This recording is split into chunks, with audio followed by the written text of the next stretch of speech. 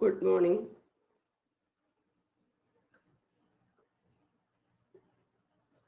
നമ്മളുടെ ഒന്നാമത്തെ ക്വസ്റ്റ്യൻ കേൾക്കാൻ പറ്റുന്നുണ്ടല്ലോ അല്ലെ?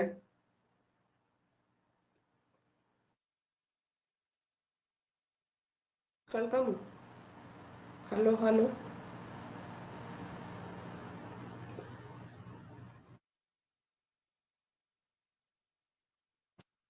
ധനകാര്യ കമ്മീഷനുമായി ബന്ധപ്പെട്ട തെറ്റായ പ്രസ്താവന ഏത്? 15ാമത്തെ ധനകാര്യ കമ്മീഷന്റെ ചെയർമാൻ ശ്രീ NK സിംഗ് ആണ്. ധനകാര്യ കമ്മീഷന്റെ ആദ്യ ചെയർമാൻ KC നിയോഗി ആയിരുന്നു. ഭരണഘടനയുടെ 280 വകുപ്പ് ധനകാര്യ കമ്മീഷനുമായി ബന്ധപ്പെട്ടിരിക്കുന്നു. ധനകാര്യ കമ്മീഷൻ നിലവിൽ വന്നത് 1950-ലാണ്. അതിനകത്ത് ഏതാണ് തെറ്റായിട്ടുള്ള പ്രസ്താവന എന്നാണ് ചോദിച്ചിരിക്കുന്നത്. ആൻസേഴ്സ് അറിയാമെങ്കിൽ കമന്റ് ചെയ്യൂ. ധനകാര്യ കമ്മീഷനുമായി ബന്ധപ്പെട്ട തെറ്റായിട്ടുള്ള പ്രസ്താവന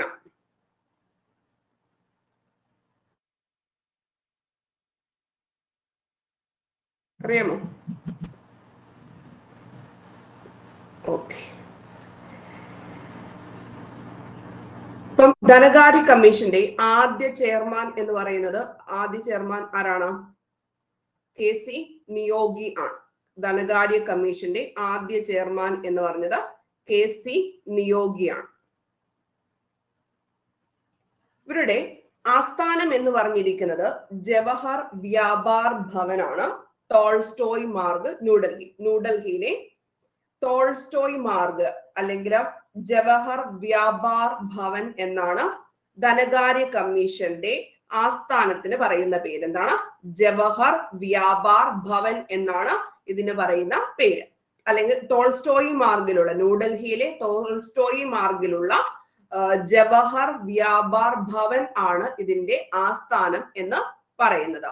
അപ്പം ഇതിന്റെ 15ാമത്തെ ധനകാര്യ കമ്മീഷൻ ആണല്ലോ നമ്മൾക്ക് ഇവിടെ ചോദ്യം ചോദിച്ചത്. അപ്പൊ 15ാമത്തെ ധനകാര്യ കമ്മീഷന്റെ ചെയർമാൻ ആരാണ്? NK സിംഗ് ആണ്. ആരുടെ പേരെന്താണ്? NK സിംഗ്. അപ്പൊ NK സിംഗിന്റെ ഫുൾ ഫോം എന്തുവാണ്? നന്ദകിഷോർ സിംഗ് എന്നാണ്. എന്താണ്? നന്ദകിഷോർ സിംഗ് എന്നാണ്. അപ്പൊ ഇതിന്റെ കാലാവധി എത്ര വർഷം എന്ന് ചോദിച്ചു കഴിഞ്ഞാൽ 15ാമത്തെ ധനകാര്യ കമ്മീഷന്റെ കാലാവധി 2021 മുതൽ 26 വരെയാണ് കാലാവധി. 5 ഇയർ ആണ്. അപ്പൊ 15ാമത്തെ ധനകാര്യ കമ്മീഷനെ നിയമിച്ചത് 2017-ലാണ്. അപ്പൊ അതൊക്കെ നമ്മൾ കൃത്യമായിട്ട് പഠിച്ചു വെച്ചിരിക്കണം. 15ാമത്തെ ധനകാര്യ കമ്മീഷന്റെ കാലാവധി 2021 മുതൽ 26 വരെയാണ്. 5 ഇയർ ആണ് വാലിഡിറ്റി വരുന്നത്. നിയമിച്ചത് ഏത് വർഷം എന്ന് ചോദിച്ചു കഴിഞ്ഞാൽ ഏത് വർഷം വേണം പറയാൻ വേണ്ടിയിട്ട്? 2017 വേണം പറയാൻ വേണ്ടിയിട്ട്. ഇവര് റിപ്പോർട്ട് നൽകുന്നത് ആർക്ക് എന്ന് ചോദിച്ചു കഴിഞ്ഞാൽ ആർക്കാണ് റിപ്പോർട്ട് നൽകുന്നത്? പ്രസിഡന്റിനാണ് റിപ്പോർട്ട് നൽകുന്നത്. പ്രസിഡന്റ് ഈ ഒരു റിപ്പോർട്ട് എവിടെ സമർപ്പിക്കും? പാർലമെന്റിൽ സമർപ്പിക്കും. ഇതെന്ന് പറഞ്ഞിരിക്കുന്നത് ഒരു ക്വാസി ജുഡീഷ്യൽ ബോഡി ആണ്. എന്താണ്? ക്വാസി ജുഡീഷ്യൽ ബോഡിയാണ്. ഇതൊരു PYQ ആണ്.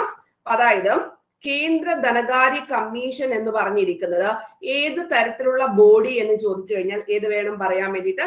ക്വാസി ജുഡീഷ്യൽ ബോഡിയാണ്. അർദ്ധനീതിന്യായ സംവിധാനം ആണ് ധനകാര്യ കമ്മീഷൻ എന്ന് പറഞ്ഞിരിക്കുന്നത്. ആസ്ഥാനം ജവഹർ വ്യാപാർ ഭവനാണ്. 15ാമത്തെ ധനകാര്യ കമ്മീഷനാണ് ഇപ്പൊ റണ്ണിങ്. പക്ഷെ 16ാമത്തെ ധനകാര്യ കമ്മീഷനായിട്ട് ആരിനെ അപ്പോയിന്റ് ചെയ്തിട്ടുണ്ട്? അരവിന്ദ് പനഗരിയയെ അപ്പോയിന്റ് ചെയ്തിട്ടുണ്ട്. അപ്പൊ അരവിന്ദ് പനഗരിയ എന്ന് പറഞ്ഞിരിക്കുന്നത് നീതി ആയോഗിന്റെ ഏത് പോസ്റ്റ് ആണ് അദ്ദേഹം ഹോൾഡ് ചെയ്തത്? അരവിന്ദ് പനഗരിയ വൈസ് ചെയർമാൻ എന്ന് പറഞ്ഞിരിക്കുന്ന പോസ്റ്റ് ആയിരുന്നു ഹോൾഡ് ചെയ്തിരുന്നത്. ഇനി അദ്ദേഹത്തിന്റെ പ്രധാനപ്പെട്ട ബുക്കാണ് ഏതാണ്? എമർജിംഗ് ഗൈൻഡ് എന്ന് പറഞ്ഞിരിക്കുന്ന ബുക്ക്. എന്താണ്? എമർജിംഗ് ഗൈൻഡ് എന്ന് പറഞ്ഞിരിക്കുന്ന ബുക്ക് വളരെ പ്രശസ്തമായിട്ടുള്ള ഒരു ബുക്കായിരുന്നു എന്ന കാര്യം ഓർത്തു വെച്ചേക്കണം. അപ്പൊ അദ്ദേഹത്തിന് പത്മഭൂഷൺ ലഭിച്ച വർഷം ഏതെന്നൂടെ ഓർത്തു വെച്ചേക്കണം. പത്മഭൂഷൺ ലഭിച്ചു 2012. അരവിന്ദ് പനഗരിയക്ക് പത്മഭൂഷൺ ലഭിച്ച വർഷം 2012 അരവിന്ദ് പനഗരിയ. പിന്നെ ഒരു കാര്യം കൂടെ നമ്മൾക്ക് ഓർത്ത് വെച്ചേക്കാൻ വേണ്ടിയിട്ടുണ്ട്. India the emerging giant. India the emerging giant എന്ന് പറഞ്ഞിരിക്കുന്ന ബുക്ക് വളരെ പ്രശസ്തമായിട്ടുള്ള ഒത്തിരിയും പിന്നെ അപ്രീസിയേഷൻ ഒക്കെ കിട്ടിയിരിക്കുന്ന ഒരു ബുക്കാണ് ഇന്ത്യ ദ എമർജിംഗ് കൈൻഡ്. അതുപോലെ തന്നെ കുറെ പ്രാവശ്യം അത് BYQ ആയിട്ടുള്ളതാണ്. അരവിന്ദ് പനഗരിയ റിലേറ്റ് ചെയ്ത്. അപ്പൊ അദ്ദേഹം ജഗദീഷ് ഭഗവതിയുമായി ചേർന്ന്, അരവിന്ദ് പനഗരിയ ജഗദീഷ് ഭഗവതിയുമായി ചേർന്ന് എഴുതിയ ഒരു ബുക്കുണ്ട്. അതും വളരെ പ്രശസ്തമാണ്. ഗ്രോത്ത് മാറ്റേഴ്സ് എന്ന് പറയുന്ന ബുക്കാണ്. എന്താണ്? ഗ്രോത്ത് മാറ്റേഴ്സ് എന്ന് പറയുന്ന ബുക്ക് അദ്ദേഹം ജഗദീഷ് ഭഗവതിയോടൊപ്പം ചേർന്ന് എഴുതിയിരിക്കുന്നതും കുറെ എക്കണോമിസ്റ്റുകളുടെ പ്രസിദ്ധീകരണങ്ങളിലൊക്കെ വന്ന് കുറേയധികം പിന്നെ അപ്രീസിയേഷൻ ലഭിച്ച 2 ബുക്കുകളാണ്. അപ്പൊ ഇത് രണ്ടും കൃത്യമായിട്ട് തന്നെ പഠിച്ചു വെക്കണം. ഇന്ത്യ ദ എമർജിംഗ് കൈൻഡും അതുപോലെ തന്നെ why growth matters. Growth matters എന്നെങ്കിലും ഓർത്ത് വെച്ചേക്കണം. വൈ ഗ്രോത്ത് മാറ്റേഴ്സ് എന്ന് പറഞ്ഞിരിക്കുന്നത് അരവിന്ദ് പനഗരിയ ആരോടൊപ്പം ചേർന്ന് എഴുതിയ ബുക്ക് ആണ്?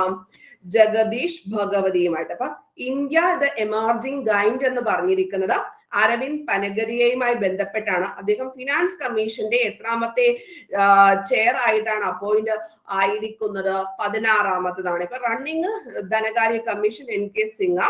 ദെൻ ജഗദീഷ് ഭഗവതിയുമായിട്ട് ചേർന്ന് അദ്ദേഹം എഴുതിയിരിക്കുന്ന ബുക്കാണ് ഗ്രോത്ത് മാറ്റേഴ്സ്. ലെഫ്റ്റ് സൈഡിൽ എന്തോട് ഇട്ട് കൊടുക്കുക? വൈ ഗ്രോത്ത് മാറ്റേഴ്സ് എന്ന് പറഞ്ഞിരിക്കുന്ന ബുക്ക് എഴുതിയിരിക്കുന്നത് അരവിന്ദ് പനഗരിയ ആരോടൊപ്പം ചേർന്ന് എന്ന് ചോദിച്ചു കഴിഞ്ഞാൽ ആരുടെ പേര് വേണം പറയാൻ വേണ്ടിയിട്ട്? ജഗദീഷ് ഭഗവതിയും എന്ന കാര്യം ഓർത്തു വെച്ചിരിക്കണം. ഇനി എമർജിംഗ് കൈൻഡും ഓർക്കാമല്ലേ? 2 ബുക്കും മസ്റ്റ് ആയിട്ടും ഓർത്ത് വെച്ചിരിക്കേണ്ടതാണ്. അപ്പൊ ഈ ധനകാര്യ കമ്മീഷൻ നിലവിൽ വന്നത് 1950 എന്ന് പറഞ്ഞു കഴിഞ്ഞാൽ അത് ശരിയാണോ? അല്ല. 1951 ധനകാര്യ കമ്മീഷൻ നിലവിൽ വന്നത്. ഫസ്റ്റ് കമ്മീഷൻ എന്ന് പറഞ്ഞിരിക്കുന്നതിന്റെ അധ്യക്ഷൻ ആരാണെന്ന് നമ്മളിപ്പോ പറഞ്ഞു? KC നിയോഗിയാണ്. ഫസ്റ്റ് കമ്മീഷൻ എന്ന് പറഞ്ഞിരിക്കുന്നത് 5 ഇയർ വാലിഡിറ്റി ആണെന്ന് പറഞ്ഞിട്ടുണ്ട് അല്ലെ? അതുകൂടാതെ ഇവിടെ നമ്മൾക്ക് എന്തോടെ ഓർത്ത് വെച്ചേക്കണം? 1952 മുതൽ 57 വരെയാണ് ഏത് വന്നിരിക്കുന്നത്?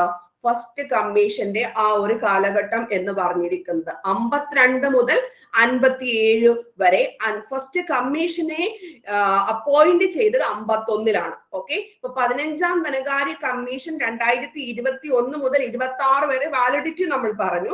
പക്ഷെ ആ കമ്മീഷനെ നിയോഗിച്ചത് എപ്പോഴേ നിയോഗിച്ചു? പിന്നെ 2017 നിയമിച്ചു. മനസ്സിലായോ? 15ാമത്തെ ധനകാര്യ കമ്മീഷന്റെ ചെയർമാനായിട്ട് NK സിംഗിനെ ഏതു വർഷം അപ്പോയിന്റ് ചെയ്തു? 2017 അപ്പോയിന്റ് ചെയ്തു. ഇനി ഇവരുടെ കാലാവധി 2021 മുതൽ 26 വരെയാണ്. അതുപോലെ ധനകാര്യ കമ്മീഷൻ നിലവിൽ വന്നത് 51 ഫസ്റ്റ് കമ്മീഷൻ എന്ന് ചോദിച്ചാൽ 52 മുതൽ 57 വരെ നേരത്തെ തന്നെ ഡിസൈഡ് ചെയ്ത് വെക്കും ഇവരുടെ കാര്യങ്ങൾ എന്ന് പറയുന്നത്. ക്ലിയർ ആയോ? അത്രയും കാര്യങ്ങൾ. ഇനി നമുക്ക് അടുത്ത ഒരു പോയിന്റിലേക്ക് പോകാവുന്നതാണ്. അപ്പൊ ഇവിടെ നമുക്ക് ചെയർമാന്റെ യോഗ്യത നിർണ്ണയിക്കുന്നത് ആരാണെന്ന് ചോദിച്ചു കഴിഞ്ഞാൽ ആരുടേതാണ്? പാർലമെന്റ് ആണ് ചെയർമാന്റെ. ആരുടെ യോഗ്യതയാണ്? ചെയർമാന്റെ യോഗ്യത നിർണ്ണയിക്കുന്നത് ആരെന്ന് ചോദിച്ചു കഴിഞ്ഞാൽ ആരുടെ പേര് വേണം നമ്മൾ പറയാൻ വേണ്ടിയിട്ട്?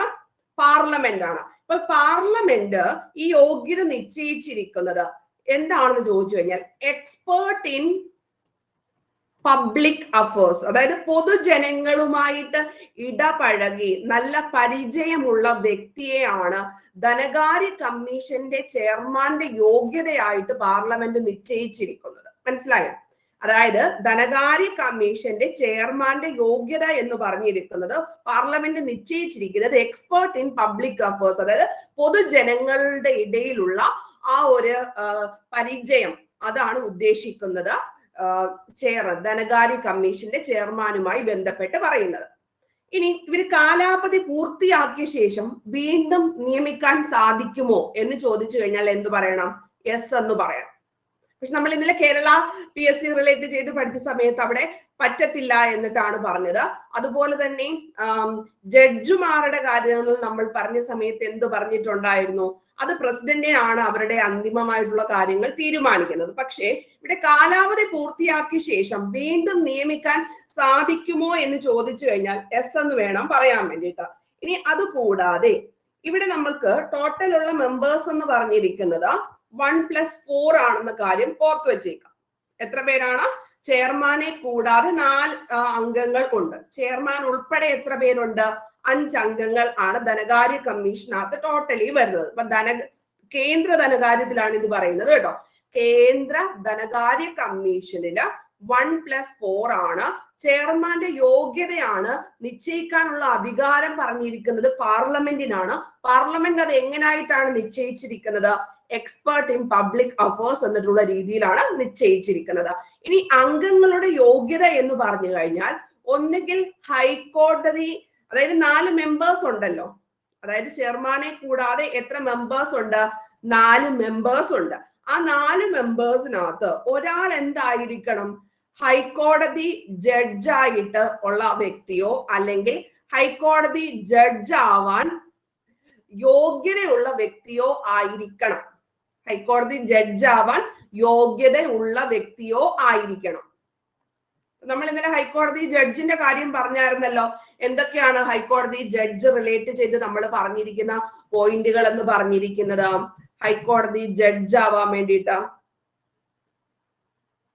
അതായത് 10 വർഷം ജുഡീഷ്യൽ സ്ഥാപനങ്ങളിൽ അല്ലെങ്കിൽ 10 വർഷം കേരള അല്ലെങ്കിൽ ഹൈക്കോടതിയിൽ എന്തായിട്ട് നിൽക്കുന്ന വ്യക്തി ആയിരിക്കണം? അഡ്വക്കേറ്റ് ആയിട്ട് വർക്ക് ചെയ്ത വ്യക്തിയാണ്. ഇതെന്താണ് പറഞ്ഞിരിക്കുന്നത്? 4 മെമ്പേഴ്സിന്റെ യോഗ്യതയ്ക്കകത്ത് ഒരാൾ എന്തുള്ള വ്യക്തി ആയിരിക്കണം? ഹൈക്കോടതി ജഡ്ജ് അല്ലെങ്കിൽ ഹൈക്കോടതി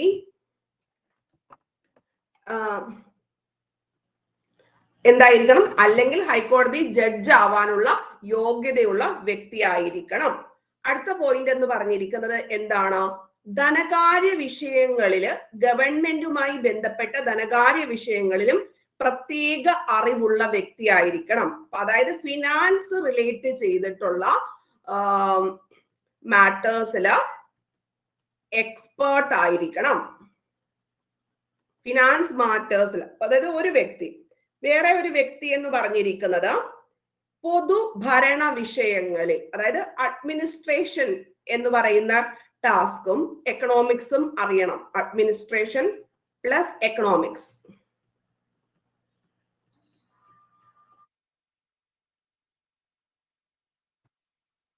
എക്സ്പേർട്ട് ആയിരിക്കണം. അടുത്തതെന്ന് പറഞ്ഞിരിക്കുന്നത് എന്താണ്? സാമ്പത്തിക ശാസ്ത്രത്തിൽ പ്രത്യേക അറിവുള്ള വ്യക്തി ആയിരിക്കണം.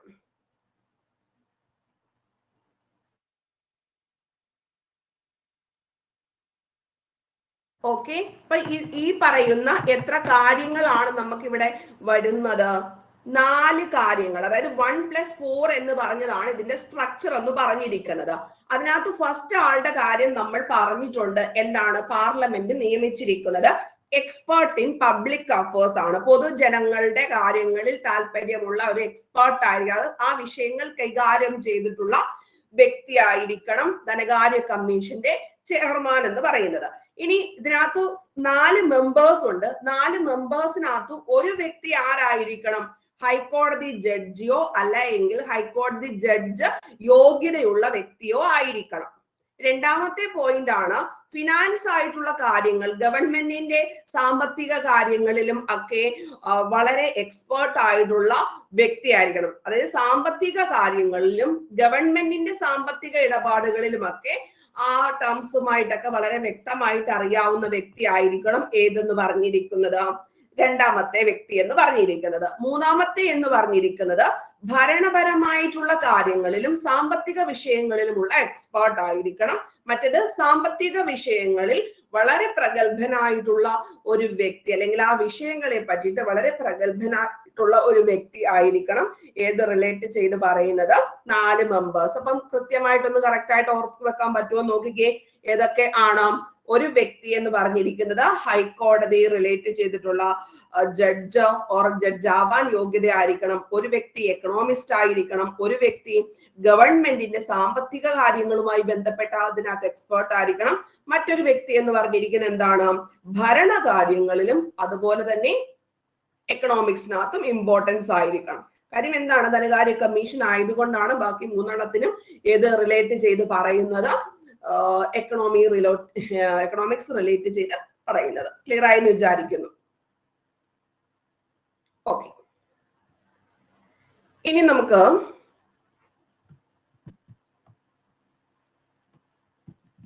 ഇപ്പൊ ഇവരെ പുനർനിയമിക്കാൻ സാധ്യതയുണ്ടോ? ഈ ആൾക്കാരെ തന്നെ ഉണ്ട്. ഇനി കേന്ദ്ര സർക്കാരിന്റെ കടമെടുപ്പുമായി ബന്ധപ്പെട്ട ആർട്ടിക്കിൾ എത്ര ആണ് പറയുന്നത്? കേന്ദ്ര സർക്കാരിന്റെ കടമെടുപ്പ്, അത് സ്ഥിരമായിട്ട് പരീക്ഷയ്ക്ക് വന്ന ചോദ്യം ആണ്. കേന്ദ്ര സർക്കാരിന്റെ കടം എടുപ്പ് എന്ന് പറഞ്ഞിരിക്കുന്നത് 292. സംസ്ഥാന സർക്കാരിന്റെ കടമെടുപ്പ് എന്ന് പറയുന്നത് ആർട്ടിക്കിൾ എത്ര ആണ്? സംസ്ഥാന സർക്കാരിന്റെ കടം എടുപ്പ് എന്ന് പറഞ്ഞത് 293. ധനകാര്യ കമ്മീഷന്റെ ആർട്ടിക്കിൾ എത്രയാണ്? ധനകാര്യ കമ്മീഷന്റെ ആർട്ടിക്കിൾ എന്ന് പറയുന്നത് 280 ആണ്. ഇനി ധനകാര്യ കമ്മീഷന്റെ ശുപാർശകളെ പറ്റി പ്രതിപാദിക്കുന്ന ആർട്ടിക്കിൾ ആണ് 281. അപ്പൊ ഇത് നാലും കൃത്യമായിട്ട് പഠിച്ചു വെക്കണം. കേന്ദ്ര സർക്കാരിന്റെ കടമെടുപ്പ് എന്ന് പറഞ്ഞത് 292, സംസ്ഥാന സർക്കാരിന്റെ കടമെടുപ്പ് എന്ന് പറഞ്ഞത് 293, ധനകാര്യ കമ്മീഷന്റെ ആർട്ടിക്കിൾ 280, 281. തൊട്ടടുത്തുള്ള ആർട്ടിക്കിൾ എന്തിനെ പറ്റി പറയുന്നുണ്ട്? ധനകാര്യ കമ്മീഷന്റെ ശുപാർശകളെ പറ്റി പ്രതിപാദിക്കുന്ന ആർട്ടിക്കിൾ ആണെന്ന കാര്യവും നമ്മൾ ഓർത്തു വെച്ചിരിക്കേണ്ടതാണ്. ഓക്കെ അല്ലേ ഇത്?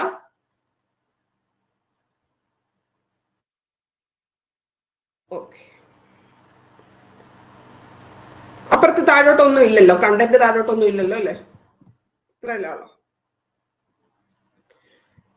ഇനി നമുക്ക് ഈ കേന്ദ്ര ധനകാര്യ കമ്മീഷന്റെ കാര്യം നമ്മൾ കൃത്യമായിട്ട് പഠിച്ചു വെക്കണം. ഇവർക്ക് 4 ഡ്യൂട്ടീസ് ആണ് ഉള്ളത്.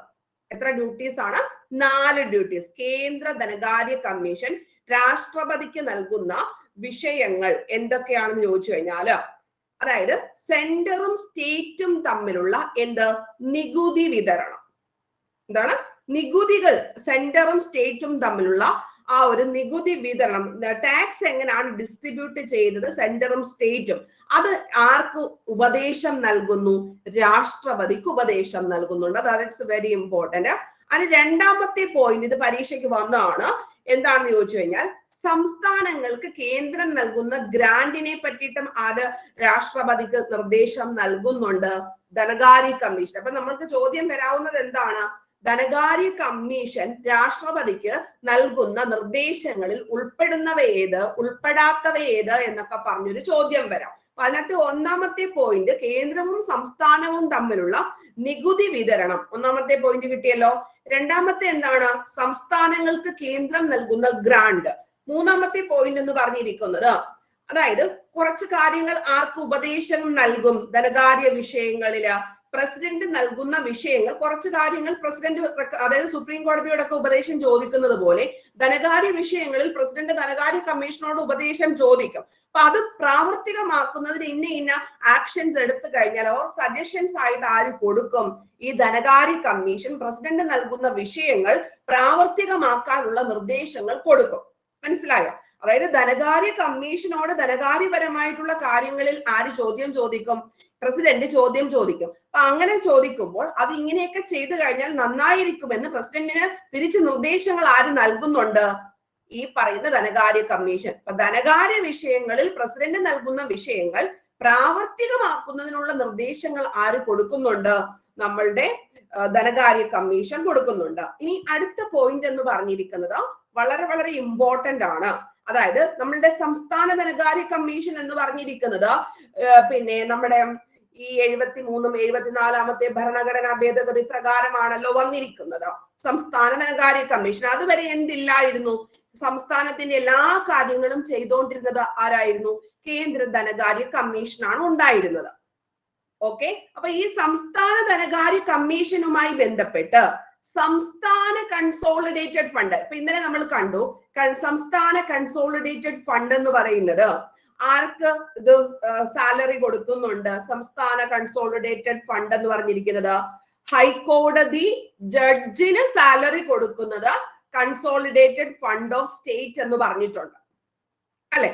അപ്പം ആ കൺസോളിഡേറ്റഡ് ഫണ്ടുമായി ബന്ധപ്പെട്ട് അങ്ങനെയുള്ള കാര്യങ്ങളെല്ലാം ഇപ്പൊ സംസ്ഥാന ധനകാര്യ കമ്മീഷൻ സംസ്ഥാന കൺസോളിഡേറ്റഡ് ഫണ്ടിൽ നിന്നും ആർക്ക് നൽകേണ്ട വിഹിതത്തെ പറ്റിയിട്ട് പഞ്ചായത്തുകൾക്കും മുനിസിപ്പാലിറ്റികൾക്കും നൽകേണ്ട വിഹിതത്തെ കുറിച്ചുള്ള അടിസ്ഥാന തത്വങ്ങളുമായി ബന്ധപ്പെട്ട വിഷയങ്ങൾ. ഇപ്പൊ ഇവിടെ ഒരു ട്രാപ്പ് നമ്മൾക്ക് വരുന്നുണ്ട്, നമ്മൾ സ്റ്റേറ്റ് കമ്മീഷൻ പഠിക്കുമ്പോൾ മനസ്സിലാവും. ഓക്കെ, ഇപ്പൊ ഇതുകൊണ്ട് ഈ ഒരു പോയിന്റ് വളരെ ശ്രദ്ധിച്ചു വെച്ചിരിക്കണം. ഒന്നുകൂടെ പറയാം, ഇവിടെ നമ്മൾക്ക് നോർമലി ഇവിടെ ആർക്ക് കൊടുക്കുന്ന കാര്യമാണ് പറഞ്ഞിരിക്കുന്നത്?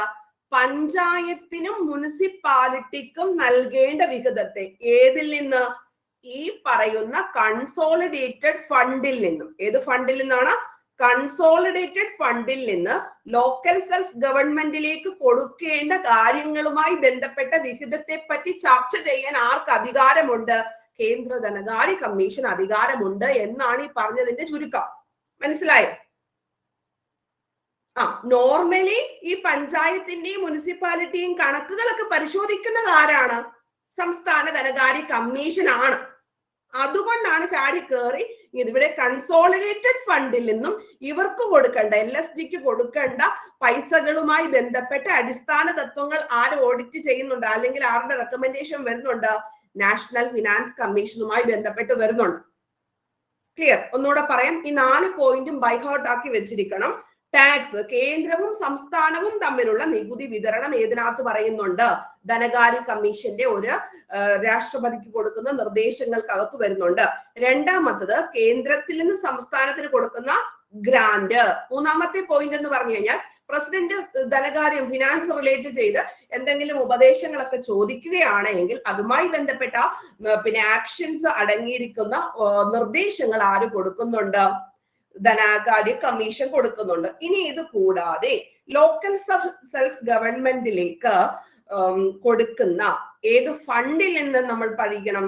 കൺസോളിഡേറ്റഡ്, സംസ്ഥാനത്തിന്റെ കൺസോളിഡേറ്റഡ് ഫണ്ടിൽ നിന്നും സംസ്ഥാന ധനകാര്യ കമ്മീഷൻ എത്രമാത്രം വിഹിതം നൽകണം എന്നതിന്റെ ബേസിക് ആയിട്ടുള്ള പ്രിൻസിപ്പിളും ആര് ചർച്ച ചെയ്യുന്നുണ്ട്? ധനകാര്യ കമ്മീഷൻ. ഓക്കെ, നമുക്ക് ഇപ്പുറത്തോട്ടൊന്ന് മാറ്റി നോക്കാം. ഈ പറയുന്ന 4 കാര്യങ്ങൾ എന്തൊക്കെയാണ് ഇവര് ഓരോ പ്രാവശ്യവും പ്രസിഡന്റിന് കൊടുക്കുന്നതിനകത്തുള്ളത് എന്ന് ചോദിച്ചു കഴിഞ്ഞാൽ എന്തൊക്കെ പറയണം? സെന്റർ സ്റ്റേറ്റ് റിലേറ്റ് ചെയ്തിട്ടുള്ള ടാക്സ്. രണ്ടാമത്തത് എന്താണ് പറഞ്ഞിരിക്കുന്നത്? ഗ്രാന്റ് വിഹിതം എത്ര വരുന്നുണ്ട് സ്റ്റേറ്റുകൾക്കുള്ളത്. മൂന്നാമത്തെ പോയിന്റ് എന്താണ് വരുന്നത്? സെൻട്രൽ സ്റ്റേറ്റ് പറഞ്ഞു, ഗ്രാന്റ് പറഞ്ഞു. അത് കൂടാതെ ഫിനാൻസ് റിലേറ്റ് ചെയ്ത് ആർക്ക് ഉപദേശം നൽകുന്നു? പ്രസിഡന്റിന് ഉപദേശം നൽകുന്നു. നാലാമത്തെ പോയിന്റ് എന്ന് പറഞ്ഞിരിക്കുന്നത് ഏത് റിലേറ്റ് ചെയ്തിട്ടാണ് വരുന്നത്? നാലാമത്തെ പോയിന്റ് കൺസോളിഡേറ്റഡ് ഫണ്ട് ഓഫ് സ്റ്റേറ്റിൽ നിന്നും സ്റ്റേറ്റ് ഫിനാൻസ് കമ്മീഷൻ ആർക്ക് കൊടുക്കുന്ന കാര്യങ്ങള്? കൺസോളിഡേറ്റഡ് ഫണ്ട് ഓഫ് സ്റ്റേറ്റിൽ നിന്നും state finance commission local self ഗവൺമെന്റിലേക്ക് കൊടുക്കേണ്ട വിഹിതത്തെ പറ്റിയിട്ടും ആര് പരാമർശിക്കുന്നുണ്ട്? നമ്മളുടെ ഈ പറഞ്ഞിരിക്കുന്ന കേന്ദ്ര ധനകാര്യ കമ്മീഷൻ രാഷ്ട്രപതിക്ക് സമർപ്പിക്കുന്ന റിപ്പോർട്ടിനകത്ത് കൊടുക്കുന്നുണ്ട്. അപ്പൊ കൃത്യമായിട്ട് ഓർക്കാൻ പറ്റുന്നുണ്ടോ എന്തൊക്കെയാണ് നമ്മൾ പറഞ്ഞിരിക്കുന്നത് എന്നിട്ടുള്ള കാര്യങ്ങള്? അപ്പം ഈ പറഞ്ഞിരിക്കുന്നതിന്റെ സ്ട്രക്ചറിനകത്ത് എത്ര പേരാണ് വരുന്നത്? കേന്ദ്ര ധനകാര്യ കമ്മീഷനിൽ എത്ര മെമ്പേഴ്സും ചെയർമാനും കൂടെ ചേർന്ന് സ്ട്രക്ചർ എത്ര വരുന്നു? 1+4 ആണ്. ഈ 4 വ്യക്തികൾക്കകത്ത് എന്ത് യോഗ്യത ഉണ്ടായിരിക്കണം? ഒരാൾക്ക് ഹൈക്കോടതി ജഡ്ജോ അല്ലെങ്കിൽ ഹൈക്കോടതി ജഡ്ജ് ആവാൻ യോഗ്യതയുള്ളതായിരിക്കണം.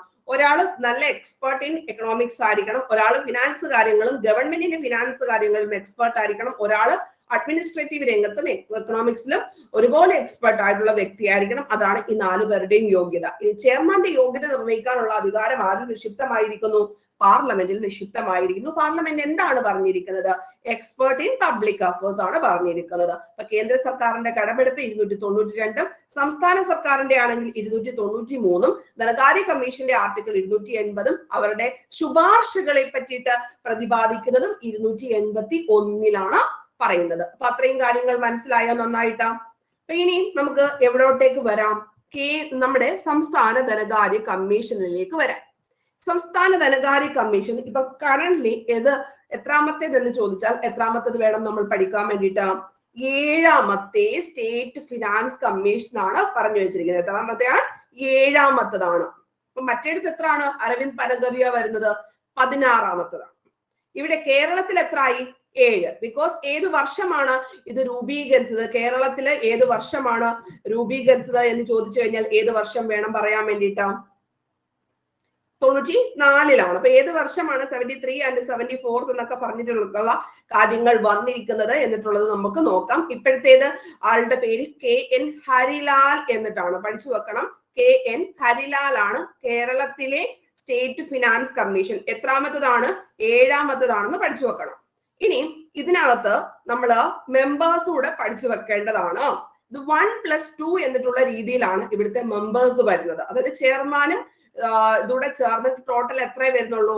3 ആൾക്കാരേ വരുന്നുള്ളൂ. സംസ്ഥാന ധനകാര്യ കമ്മീഷനിൽ 1+2 ആണ് സ്ട്രക്ചർ വരുന്നത്.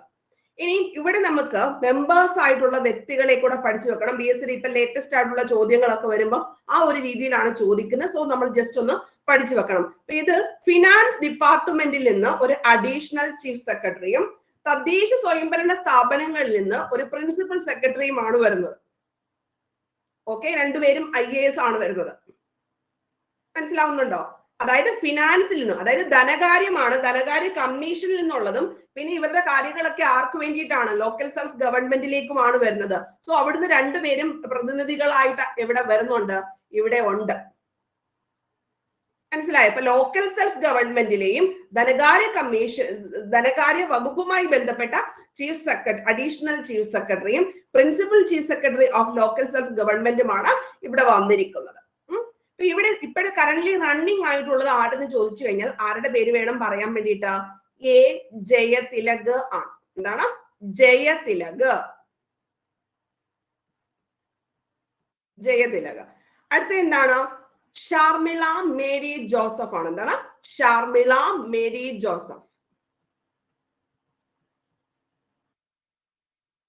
ഷാർമിള മേരി ജോസഫ് ആണ് ലോക്കൽ സെൽഫ് ഗവൺമെന്റിന്റെ പ്രിൻസിപ്പൽ സെക്രട്ടറി ആയിട്ട് ഇപ്പോഴത്തെ മെമ്പർ ആയിട്ട് എവിടെ ഇരിക്കുന്നത്? സംസ്ഥാന ധനകാര്യ കമ്മീഷനകത്ത് ഇരിക്കുന്നത്. സംസ്ഥാന ധനകാര്യ കമ്മീഷനകത്ത് ഇരിക്കുന്നത് ആരൊക്കെയാണ് മെമ്പേഴ്സ് ആയിട്ട്? ജയതിലക് IAS ഉം ഷാർമിള മേരി ജോസഫ് IAS ഉം ആണ്. Sharmila Mary Joseph local self ഗവൺമെന്റിന്റേതായിട്ടും ഫിനാൻസ് ഡിപ്പാർട്ട്മെന്റിന്റെ ജയതിലക് ആയിട്ടും ആണ് ഇരിക്കുന്നത്. ഇനി സെക്രട്ടറി ആരാണ്? ഇതുമായി ബന്ധപ്പെട്ട് സെക്രട്ടറി ആരെന്ന് ചോദിച്ചു കഴിഞ്ഞാൽ ആരുടെ പേര് വേണം പറയാൻ വേണ്ടിയിട്ട്? P. അനിൽ പ്രസാദ് ആണ്. അത് എവിടുന്ന് വന്നിരിക്കുന്നതാണ്? സെക്രട്ടറി ഫിനാൻസ് ഡിപ്പാർട്ട്മെന്റ് ആണ്. Additional secretary of finance department ആണ് അനിൽ പ്രസാദ്. അപ്പൊ ഈ 4 കാര്യങ്ങളും കൃത്യമായിട്ട് ആൾക്കാരുടെ പേര് ഉൾപ്പെടെ പഠിച്ചു വെക്കണം. കറണ്ട് അഫയേഴ്സിനകത്ത് നമുക്ക് അപ്ഡേറ്റ് ചെയ്ത് പോകാവുന്നതാണ്. ഇപ്പോഴത്തെ കേരളത്തിലെ ധനകാര്യ കമ്മീഷൻ ഓർ 7ാമത്തെ ധനകാര്യ കമ്മീഷന്റേത് KN ഹരിലാൽ ആണ്. ഇവരുടെ സ്ട്രക്ചർ 1+2 എന്നതാണ്. ആ 2 മെമ്പേഴ്സ് എന്ന് പറഞ്ഞിരിക്കുന്നത് ജയതിലകും ഷാർമിള മേരി ജോസഫ് ആണ്. Sharmila Mary Joseph. Sharmila Mary Joseph അത് ലോക്കൽ സെൽഫും മറ്റേത് ഫിനാൻസ് ഡിപ്പാർട്ട്മെന്റും. അനിൽ പ്രസാദ് എവിടുത്തേതാണ്? ഫിനാൻസ് ഡിപ്പാർട്ട്മെന്റിലുള്ള അഡീഷണൽ സെക്രട്ടറി ആണ് ഇവിടുത്തെ ധനകാര്യ കമ്മീഷന്റെ സെക്രട്ടറി ആയിട്ട് വരുന്നത്. ക്ലിയർ? മറന്നു പോകരുതൊക്കെ വളരെ വളരെ വളരെ ഇമ്പോർട്ടന്റ് ആയിട്ടുള്ള കണ്ടന്റ് ആണ്. ഇനി നമുക്ക് സംസ്ഥാന ധനകാര്യ കമ്മീഷൻ എന്ന് പറയുന്നത് പ്രധാനമായിട്ടും നമുക്ക് ഏതിനകത്തുള്ള കാര്യങ്ങൾ ചെയ്യാൻ വേണ്ടിയിട്ടാണ്? സ്റ്റേറ്റ് ഗവർണർക്ക് ഉപദേശങ്ങൾ നൽകുന്നു. അതായത് സംസ്ഥാനവുമായി ബന്ധപ്പെട്ട് സാമ്പത്തിക കാര്യങ്ങൾ ഒരു ഉപദേശം നൽകുന്നു. ആർക്ക്? ഗവർണർക്ക്. ആർക്കാണ്? നമ്മൾ പ്രസിഡന്റിന് ഉപദേശം നൽകുന്നു എന്ന് എവിടെ പറഞ്ഞു? കേന്ദ്ര ധനകാര്യ കമ്മീഷൻ പറഞ്ഞു. ലൈക്ക് വൈസ് സംസ്ഥാനത്തിന്റെ ഗവർണറുമായി ബന്ധപ്പെട്ട ഫിനാൻസ് കാര്യങ്ങളിൽ ശുപാർശകളൊക്കെ ആര് നൽകാറുണ്ട്? സംസ്ഥാന ധനകാര്യ കമ്മീഷൻ ചെയ്യാറുണ്ടോ എന്ന് നമ്മൾക്ക് ചോദിക്കാം. ഉണ്ട്. കൂടാതെ ഇനി ബാക്കിയുള്ള കാര്യങ്ങൾ എവിടുത്തേതാണ്? കാര്യങ്ങൾ ഓഡിറ്റ് ചെയ്യുന്നത് ലോക്കൽ സെൽഫ് ഗവൺമെന്റുമായി ബന്ധപ്പെട്ട എല്ലാ കാര്യങ്ങളും ഓഡിറ്റ് ചെയ്യുന്നതൊക്കെ ആരാണ്? അവരുമായി ബന്ധപ്പെട്ട ഓരോ കാര്യങ്ങളും ചെയ്യുന്നത് ആർക്ക് വേണ്ടി? ആരാണ് നോക്കുന്നത്? സംസ്ഥാന ധനകാര്യ കമ്മീഷനാണ്. ഓക്കെ, അതായത് ഞാൻ ഒന്നുകൂടെ ഒരു കാര്യം ഇതിന്റെ കൂടെ ഒന്ന് പറഞ്ഞു നോക്കാം. ഇപ്പൊ ഇലക്ഷൻ കമ്മീഷൻ എന്ന് പറഞ്ഞിരിക്കുന്നത്, കേന്ദ്ര ഇലക്ഷൻ കമ്മീഷൻ എന്ന് പറയുന്നത്, ഇത് രണ്ടുകൂടെ കണക്ട് ചെയ്ത് പഠിക്കണം, അപ്പൊ സിമ്പിൾ ആയിരിക്കും. കേന്ദ്ര ഇലക്ഷൻ കമ്മീഷൻ എന്ന് പറയുമ്പോൾ നമുക്ക് നിയമസഭ ഇലക്ഷൻ നടത്തുന്നത് കേന്ദ്ര ഇലക്ഷൻ കമ്മീഷൻ ആണ് എന്ന് ഞാൻ പറഞ്ഞാൽ നിങ്ങൾ ശരിവെക്കോ? കേന്ദ്ര ഇലക്ഷൻ കമ്മീഷൻ ആണ് നിയമസഭാ ഇലക്ഷൻ നടത്തുന്നത് ആണ്. പക്ഷേ ലോക്കൽ സെൽഫ് ഗവൺമെന്റുമായി ബന്ധപ്പെട്ട കാര്യങ്ങൾ ആര് നടത്തുന്നു? സംസ്ഥാന ഇലക്ഷൻ കമ്മീഷൻ. വ്യത്യാസം മനസ്സിലായോ? അതുപോലെ സംസ്ഥാന ധനകാര്യ കമ്മീഷന് സംസ്ഥാനത്തെ കാര്യങ്ങളെല്ലാം നോക്കാനുള്ള ഇതില്ല, പക്ഷെ ആരുടെ കാര്യങ്ങളൊക്കെ നോക്കുന്നു? ലോക്കൽ സെൽഫ് ഗവൺമെന്റിന്റെ കാര്യങ്ങൾ നോക്കുന്നു. മെയിൻ ആയിട്ട് സംസ്ഥാനത്തെ കാര്യങ്ങൾ ആര് തന്നെ നോക്കും? മുമ്പേ പറഞ്ഞ കേന്ദ്ര ധനകാര്യ കമ്മീഷൻ തന്നെ നോക്കും. മനസ്സിലായോ? അതാ ഇലക്ഷൻ കമ്മീഷൻ പറഞ്ഞു പഠിക്കുന്നത് പോലെ തന്നെ പ്രയോറിറ്റിയേ ഉള്ളൂ സംസ്ഥാന ധനകാര്യ കമ്മീഷൻ. മീൻസ് ലോക്കൽ സെൽഫ് ഗവൺമെന്റിലെ കാര്യങ്ങളെല്ലാം കൂടെ ഈ ധനകാര്യ കമ്മീഷന് കൈകാര്യം ചെയ്യാൻ വയ്യാതെ വന്നപ്പോഴാണ് ഏതോടെ വന്നിരിക്കുന്നത് ഈ സംസ്ഥാന ധനകാര്യ കമ്മീഷൻ 94 രൂപീകരിച്ചത്. ഈ 73-ാമത്തെയും 74-ാമത്തെയും ഭരണഘടനാ ഭേദഗതി പ്രകാരം. അപ്പൊ ഈ സ്റ്റേറ്റ് ഗവർണർക്ക് ഫിനാൻസ് കാര്യത്തിൽ ഉപദേശം നൽകുന്നു. കൂടാതെ ലോക്കൽ സെൽഫ് ഗവൺമെന്റുമായി ബന്ധപ്പെട്ട കാര്യങ്ങളിൽ അവർക്ക് ഉപദേശങ്ങളും അവരുടെ പദ്ധതികളും ഒക്കെ കാര്യങ്ങളൊക്കെ ചെയ്യുന്നത് ആരെന്ന് ചോദിച്ചു കഴിഞ്ഞാൽ ആരുടെ പേര് വേണം നമുക്ക് പറയാൻ വേണ്ടിയിട്ട്? ഇവര് ആണ് പറയുന്നത്. പഞ്ചായത്തുകളുടെയും നഗര ഇതിന്റെയും സാമ്പത്തിക സ്ഥിതി പഠിക്കാനും സാമ്പത്തിക സ്ഥിതിയൊക്കെ പഠിക്കാൻ വേണ്ടിയിട്ട് അവരുടെ എല്ലാ കാര്യങ്ങളും ഓഡിറ്റിങ്ങും ഒക്കെ വരുന്നത് ആർക്കാണ്? സംസ്ഥാന ധനകാര്യ കമ്മീഷനുമായി ബന്ധപ്പെട്ടിട്ടാണ്. അപ്പൊ ഈ 2 പോയിന്റ് ഓർത്ത് വെച്ചാൽ മതി. അതിന്റെ കാര്യങ്ങൾ പഠിക്കാൻ വേണ്ടിയിട്ട് പഠിക്കുക, അല്ലെങ്കിൽ സ്റ്റഡി ചെയ്യുക, റിസർച്ച് ചെയ്യുക, അനാലിസിസ് ചെയ്യുക എന്നൊക്കെയുള്ള രീതിയിൽ പറയാം. ഇനി ആർട്ടിക്കിൾ ഏതൊക്കെ പറയാം? സംസ്ഥാന ധനകാര്യ കമ്മീഷൻ 243 ഐയും വൈയും. ഏതൊക്കെയാണ്? 243 ഐയും വൈയും ആണ് സംസ്ഥാന ധനകാര്യ കമ്മീഷനുമായി ബന്ധപ്പെട്ട ആർട്ടിക്കിൾസ് എന്ന് പറഞ്ഞിരിക്കുന്നത്. ഇനി ഇത് രൂപീകരണത്തിന് കാരണമായിട്ടുള്ള 2 നിയമങ്ങൾ സെഷൻസ് ഉൾപ്പെടെ പഠിച്ചു വെക്കണം. അതായത് ഒന്ന് നമ്മൾക്ക് പഞ്ചായത്തി രാജ് നിയമം ആണ്. എന്താണ്? പഞ്ചായത്തി രാജ് നിയമം. അത് വർഷം ഏതാണ്? പഞ്ചായത്തി രാജ് നിയമം കേരള പഞ്ചായത്തി രാജിന്റെ ആണ് പഠിക്കേണ്ടത്. പിന്നെ സെൻട്രൽ അല്ല. 94-ലെ കേരള പഞ്ചായത്തി രാജ് നിയമം സെക്ഷൻ എത്ര ആണെന്ന് ചോദിച്ചു കഴിഞ്ഞാൽ 186-ാമത്തെ സെക്ഷൻ എന്ന് പഠിച്ചു വെക്കണം. ഇനി മുനിസിപ്പാലിറ്റി റിലേറ്റ് ചെയ്ത് സെഷൻ എന്ന് പറയുമ്പോൾ 205 എന്നും പഠിച്ചു വെക്കണം. എത്രയാണ്? 205. രണ്ടും 94-ലേതാണ്. രണ്ടും കേരളയാണ്. Kerala municipality act. ഓക്കെ. അപ്പൊ 2 നിയമങ്ങൾ പ്രകാരമാണ് കേരള സംസ്ഥാന ധനകാര്യ കമ്മീഷൻ രൂപീകരിച്ചിരിക്കുന്നത്. കേരള പഞ്ചായത്തി രാജ് 94-ലെ 186-ാമത്തെ സെഷൻ പ്രകാരവും മുനിസിപ്പാലിറ്റി ആക്ട് 94-ലെ സെക്ഷൻ 205 പ്രകാരവുമാണ് ഏത് രൂപീകരിച്ചിരിക്കുന്നത്? ഈ പറഞ്ഞിരിക്കുന്ന കേരള ധനകാര്യ കമ്മീഷൻ ഓർ സ്റ്റേറ്റ് ഫിനാൻസ് കമ്മീഷൻ രൂപീകരിച്ചിരിക്കുന്നത്. സംസ്ഥാന ധനകാര്യ കമ്മീഷൻ രൂപീകരിച്ചിരിക്കുന്നത് 186 പഞ്ചായത്തി രാജ് കേരളത്തിലെ ആക്ട് പ്രകാരവും 205 മുനിസിപ്പാലിറ്റി ആക്ട് പ്രകാരം സെക്ഷൻ 205. ആ 2 കൃത്യമായിട്ട് പഠിക്കണം. 186-ഉം 205-ഉം എന്ന് പറഞ്ഞിരിക്കുന്നത്. ക്ലിയർ ആണോ അത് കാര്യങ്ങള്? ഓക്കെ. അപ്പം ഗവർണർക്ക് ഉപദേശം നൽകുന്നുണ്ട്. ലോക്കൽ സെൽഫ് ഗവൺമെന്റുമായിട്ടുള്ള കാര്യങ്ങളെ പറ്റിയിട്ട് പദ്ധതികളെ പറ്റിയിട്ട് പഠിക്കാനും ഒക്കെ കാര്യങ്ങൾ ചെയ്യുന്നുണ്ട്. ഇനി 243 ഐ വൈ എന്നീ കാര്യങ്ങൾ പ്രകാരമാണ് ഇത് രൂപീകരിച്ചിരിക്കുന്നത്. കാരണമായിരിക്കുന്നത് ഏത് അമെന്റ്മെന്റ് എന്ന് ചോദിച്ചു കഴിഞ്ഞാൽ 73 ആൻഡ് 74th അമെന്റ്മെന്റ് എന്ന് പറയാം. ഓക്കെ. പക്ഷെ കേരളത്തിൽ നമുക്ക് വരാൻ കാരണമായിരിക്കുന്ന നിയമങ്ങൾ കേരള പഞ്ചായത്തി രാജ് ആക്ടും, അതായത് മറ്റേതിന്റെ സപ്പോർട്ട് ഉണ്ട്, അതിന്റെ പിൻബലത്തോടാണല്ലോ ഇത് വന്നിരിക്കുന്നത്. So Kerala Panchayati Raj municipality act section എത്ര പ്രകാരം? 186-ഉം 205-ഉം പ്രകാരം എന്ന കാര്യം ഓർത്തു വെച്ചിരിക്കണം. ഇനി നമുക്ക് ഇതിന്റെ കാലാവധി എത്ര വർഷം ആണ്? 5 ഇയർ ആണ് കാലാവധി. രൂപം കൊണ്ടത് ഏത് വർഷമാണ്? കേരള 94 ഏപ്രിൽ 23. ഏതാണ്? 94 ഏപ്രിൽ 23. ഡേറ്റ് കൂടെ പഠിച്ചു നോക്കണേ. അപ്പൊ നമ്മൾ പറഞ്ഞില്ലേ 2 കാര്യങ്ങള്. 94-ലെ കേരള മുനിസിപ്പാലിറ്റി ആക്ട് പ്രകാരം ആണ് അത് വന്നിരിക്കുന്നത്. സെക്ഷൻ 205, മറ്റേത് 186 എന്ന് പറഞ്ഞിട്ടുണ്ട്. പഞ്ചായത്ത് രാജ് നിയമമാണെങ്കിൽ 186, 205 ആണെങ്കിൽ മുനിസിപ്പാലിറ്റി എന്നും പറഞ്ഞിട്ടുണ്ട്. ഇനി കേരള സംസ്ഥാന ധനകാര്യ കമ്മീഷൻ രൂപം കൊണ്ട വർഷം എന്ന് പറയുന്നത് 94 ഏപ്രിൽ 23. കാലാവധി 5 വർഷം. ചെയർമാൻ ഉൾപ്പെടെ എത്ര അംഗങ്ങൾ വരുന്നുണ്ട് ഇവിടെ? ചെയർമാൻ ഉൾപ്പെടെ 3 അംഗങ്ങൾ വരുന്നുണ്ട്. 1+2 എന്നിട്ടുള്ളതാണ് സ്ട്രക്ചർ എന്ന് പറഞ്ഞിട്ടുണ്ട്. ആദ്യ ചെയർമാൻ എന്ന് പറഞ്ഞിരിക്കുന്നത് പഠിച്ചു വെക്കണം. ആരുടെ പേരാ പഠിച്ചു വെക്കേണ്ടത്? PM എബ്രഹാം ആണ്. എന്താണ്? PM എബ്രഹാം ആണ് ഏതെന്ന് പറഞ്ഞിരിക്കുന്നത് ആദ്യ ചെയർമാൻ. രണ്ടാമത്തെ ചെയർമാൻ ആരാണ്? കെ സി നിയോഗി നമ്മൾക്ക് അവിടുത്തെ ചോദ്യത്തിൽ വന്നിട്ടുണ്ട്. അപ്പൊ ഇവിടുത്തെ ആദ്യ ചെയർമാൻ PM എബ്രഹാം ആണ്. രണ്ടാമത്തത് ആരാണ്? പ്രഭാത് പട്നായിക്. ആരാണ്? പ്രഭാത് പട്നായിക് ആണ്. പ്രഭാത് പട്നായിക് ആണ്. രണ്ടാമത്തേത് പ്രഭാത് പട്നായിക്. മൂന്നാമത്തേത് ആരാണ്? KV Raveendran Nair. KV Raveendran Nair. KB Raveendran Nair. നാലാമത്തതോ MA Oommen.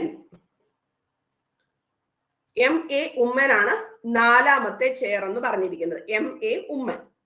അടുത്ത എന്താണ്? MA കഴിഞ്ഞു, താപ്പോട്ട് വരുവാണ്. BA ആണ്. BA പ്രകാശ്. ആറാമത്തതാണ് SM വിജയാനന്ദ്.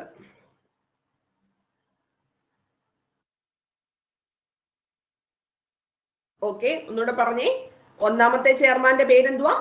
PM എബ്രഹാം ആണ്. ഒന്നാമത്തെ ചെയർമാന് PM എബ്രഹാം. രണ്ടാമത്തത് പ്രഭാത് പട്നായിക്. മൂന്നാമത്തത് KB. അതായത് നമ്മളിപ്പോ ചോദിക്കും കേരള സംസ്ഥാന ഫിനാൻസ് കമ്മീഷൻ ആയിട്ടുള്ള വ്യക്തി ആര്, ആയിട്ടില്ലാത്തത് ആര് എന്നൊക്കെ പറഞ്ഞ് ചോദിക്കും. MA ഉമ്മൻ നാലാമത്തത്. BA പ്രകാശ് അഞ്ചാമത്തത്. അപ്പൊ MAയും BAയും വന്നേക്കുന്നത് 4ഉം 5ഉമായിട്ടാണ്. MAയും BAയും. ആറാമത്തത് SM വിജയാനന്ദ്. SM വിജയാനന്ദ്. ഇപ്പൊ പുതിയ വ്യക്തി ആരുടെ പേരാണ്? ഹരിലാൽ എന്ന് നമ്മൾ പഠിച്ചില്ലേ, ഏഴാമത്തത്. അത് ആറാമത്തതാണ് SM വിജയാനന്ദ്. MA ഉമ്മൻ എന്ന് പറഞ്ഞിരിക്കുന്നത് നാലാമത്തത്. KV രവീന്ദ്രൻ നായർ എന്ന് പറഞ്ഞിരിക്കുന്നത് മൂന്നാമത്തത്. രണ്ടാമത്തത് ഏതാണ്? പ്രഭാത് പട്നായിക് ആണ്. ആദ്യ ചെയർമാൻ എന്ന് പറഞ്ഞിരിക്കുന്നത് എവിടെയാണ്? ആദ്യ ചെയർമാന് PM എബ്രഹാം. അപ്പൊ അത്രയും കാര്യങ്ങൾ കൃത്യമായിട്ട് പഠിച്ചോ? Okay, clear? കാണാതെ പഠിക്കണം ഈ കണ്ടന്റ്സ്. പിന്നെ BA പ്രകാശ്, MA ഉമ്മൻ ഒക്കെ ഉള്ളത് 4ഉം 5ഉം, വിജയാനന്ദന്റെ ആറാമത്തത്, പ്രഭാത് പട്നായിക് രണ്ടാമത്തത്, രവീന്ദ്രൻ നായർ മൂന്നാമത്തത്. ക്ലിയർ അല്ലേ? ഇന്നലത്തെയൊക്കെ പഠിച്ചോണ്ട് വന്നോ? അപ്പൊ ഇവിടെ നോക്കിക്കേ, ഇന്ത്യയിലെ ധനകാര്യ കമ്മീഷനുമായി ബന്ധപ്പെട്ട് തെറ്റായ പ്രസ്താവന അപ്പൊ ഏതായിരുന്നു? 15ാമത്തെ ധനകാര്യ കമ്മീഷന്റെ ചെയർമാൻ ശ്രീ NK സിംഗ് ആണ്. ഓക്കെ, ധനകാര്യ കമ്മീഷന്റെ ആദ്യ ചെയർമാൻ KC നിയോഗി. 280ാം വകുപ്പ് ധനകാര്യ കമ്മീഷനുമായി ബന്ധപ്പെട്ടിരിക്കുന്നു. നിലവിൽ വന്നത് 50ലാണോ? അല്ല, 51ലാണ്. ഫസ്റ്റ് കമ്മീഷൻ 52 മുതൽ 57 വരെയാണ് ധനകാര്യ. അപ്പൊ ഏതാണ് തെറ്റായിട്ട് വന്നിരിക്കുന്നത്? നാലാമത്തെ പ്രസ്താവനയാണ് തെറ്റായിട്ട് വന്നിരിക്കുന്നത്. അപ്പം നമ്മളുടെ ടോപ്പിക് എഴുതുന്ന സമയത്ത് എന്തുകൂടെ എഴുതിക്കോണം? സ്റ്റേറ്റ് ഫിനാൻസ് കമ്മീഷനും നാഷണൽ ഫിനാൻസ് കമ്മീഷനും നമ്മൾ കംപ്ലീറ്റ് ആയിട്ട് കഴിഞ്ഞിട്ടുണ്ട്. അടുത്തത്, ഒരു രാഷ്ട്രം ഒരു തെരഞ്ഞെടുപ്പ് എന്ന ആവശ്യവുമായി ബന്ധപ്പെട്ടുള്ള നിർദ്ദേശങ്ങൾ സമർപ്പിച്ച കമ്മിറ്റി ഏത്? ആൻസർ അറിയായിരിക്കും നിങ്ങൾക്ക്, കുറെ പ്രാവശ്യം വന്നിരിക്കുന്നതാണ്. രാംനാഥ് കോവിന്ദ് കമ്മിറ്റി. അപ്പം പല രീതികളിൽ നമ്മൾക്ക് ഇനിയും ചോദ്യം പ്രതീക്ഷിക്കാം. സോ ഇതിന്റെ A to Z പോയിന്റ്സും നമ്മൾ ഈ ഫോക്കസ് ഏരിയ വഴിയിട്ട് പഠിക്കുന്നതായിരിക്കും. ഓക്കെ, റെഡി അല്ലേ? അതായത് ഒരു രാഷ്ട്രം ഒരു തെരഞ്ഞെടുപ്പ്, അപ്പൊ അതിനെ നമുക്ക് വേണമെങ്കിൽ എന്ത് പറയാം? വൺ നാഷൻ വൺ ഇലക്ഷൻ എന്നുള്ള രീതിയിൽ, ONOE എന്നിട്ടുള്ള രീതിയിൽ. ഇങ്ങനെ പരീക്ഷയ്ക്ക് വന്നാൽ അറിയത്തില്ലെന്ന് പറയരുത്. ONOE എന്ന് പറഞ്ഞ എന്താണ്? ഒരു രാഷ്ട്രം ഒരു തെരഞ്ഞെടുപ്പ്. അതായത് നമ്മൾക്ക് ഓരോ പ്രാവശ്യവും ഉണ്ടാകുന്ന സമയത്ത് ഈ ഭയങ്കരമായിട്ട് ഇലക്ഷനകത്ത് ഭയങ്കര ചെലവുകൾ ആയിരിക്കുമല്ലോ എന്തായാലും ആ ഒരു ടൈമിൽ. പിന്നെ എന്ത് ചെയ്യും? പെരുമാറ്റ ചട്ടങ്ങളും ഒക്കെ വരുന്നത് കൊണ്ട് പല നിയമനങ്ങളും ഒക്കെ ആ ഒരു ടൈമിൽ എന്തായിട്ട് പോകും? ഒത്തിരി കാലതാമസം ഒക്കെ ഉണ്ടാവും അല്ലെ? അപ്പൊ അതാണ് ഇതുകൊണ്ട് പ്രധാനമായിട്ട് ഉദ്ദേശിക്കുന്നത്. നമ്മളുടെ പൈസ, അതായത് പൊതുജനങ്ങളുടെ പൈസ ഫലപ്രദമായിട്ട് ഉപയോഗിക്കുക എന്നുള്ള രീതിയിലാണ് ഈ ഒരു രാഷ്ട്രം ഒരു തെരഞ്ഞെടുപ്പ് എന്നിട്ടുള്ള രീതിയിൽ ഈ ഒരു കൺസെപ്റ്റ് കൊണ്ടുവരാനുള്ള കാര്യം എന്ന് പറഞ്ഞിരിക്കുന്നത്. തെരഞ്ഞെടുപ്പ് ചെലവ് കുറയ്ക്കുക എന്ന ലക്ഷ്യത്തോടെ രാജ്യത്തെ എല്ലാ തെരഞ്ഞെടുപ്പുകളും ഒരു ദിവസത്തിലോ ഒരു പ്രത്യേക സമയം, ഒരു ദിവസത്തിലാക്കാൻ പറ്റത്തില്ല, കാരണം പല പല ലിമിറ്റേഷൻസ് നമ്മളെ സംബന്ധിച്ചിട്ടുണ്ട്. ഇത്രയും വലിയ ഭൂപ്രദേശമാണ്, പല കാര്യങ്ങളും എല്ലാത്തിനെയും വിന്യസിക്കേണ്ടതായിട്ടുണ്ട്. അപ്പൊ അതുകൊണ്ട് ഒരു പ്രത്യേക സമയപരിധിക്കുള്ളിലോ നടത്തുന്നതിനുള്ള ഇന്ത്യൻ സർക്കാരിന്റെ ഒരു പരിഗണനയുള്ള നിർദ്ദേശമാണ് ഇതുകൊണ്ട് ഉദ്ദേശിക്കുന്നത്. ഐഡിയ നിങ്ങൾക്ക് കിട്ടിയല്ലോ? എന്തിനു വേണ്ടിയിട്ടാണ് ഇതെന്ന് പറഞ്ഞിരിക്കുന്നത്? അതായത് കാലതാമസം ഒഴിവാക്കാൻ പറ്റും, അതുപോലെ തന്നെ പൊതുജനങ്ങളുടെ പൈസ പിന്നെ അധികം നഷ്ടമാവത്തില്ല.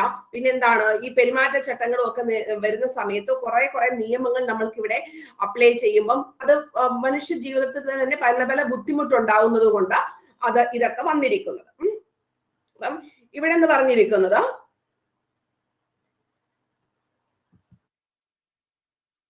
അധ്യക്ഷതയിലാണ് ഇതിനു വേണ്ടിയിട്ട് ഒരു കമ്മിറ്റി രൂപീകരിച്ചത് എന്ന് ചോദിച്ചു കഴിഞ്ഞാൽ ഏത് വേണം പറയാൻ വേണ്ടിയിട്ട്?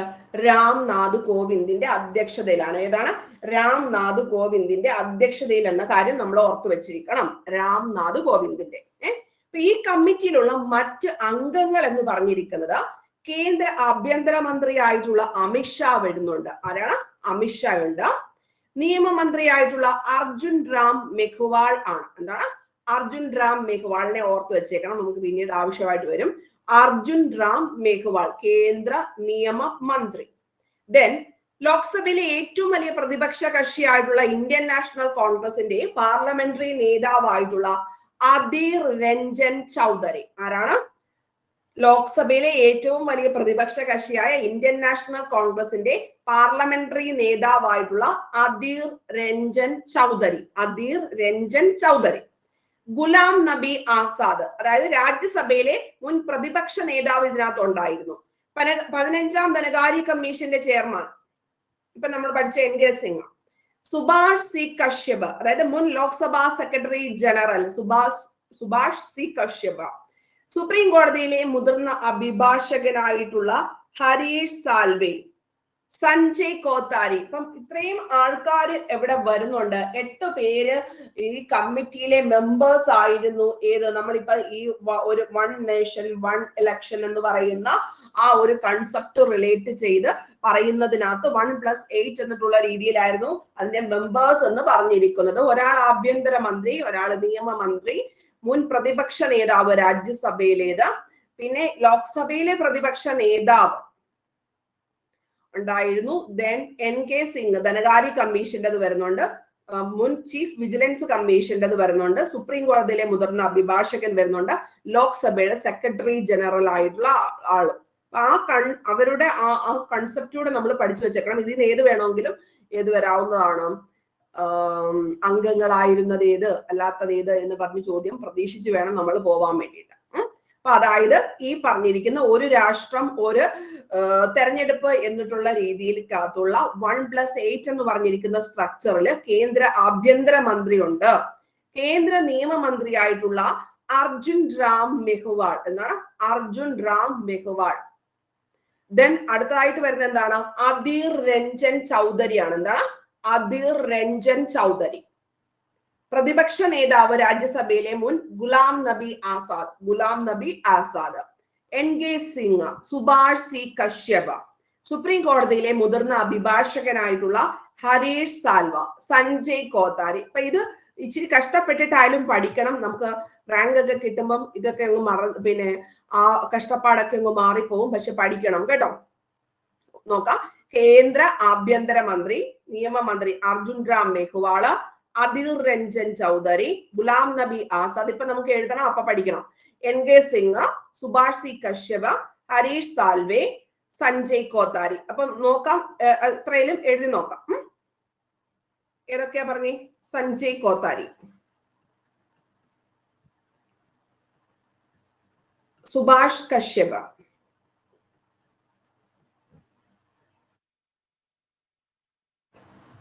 അധീർ ചൗധരി, എന്തോ അഗർവാള, അർജുൻ റാം മെഘ്വാൾ, അർജുൻ റാം,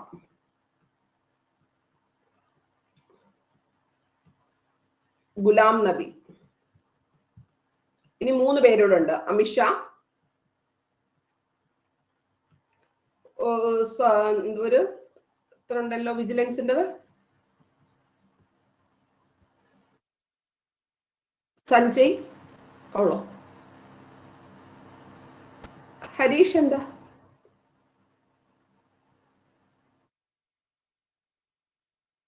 ഹരീഷ് സാൽവ. ഹരീഷ് സാൽവ.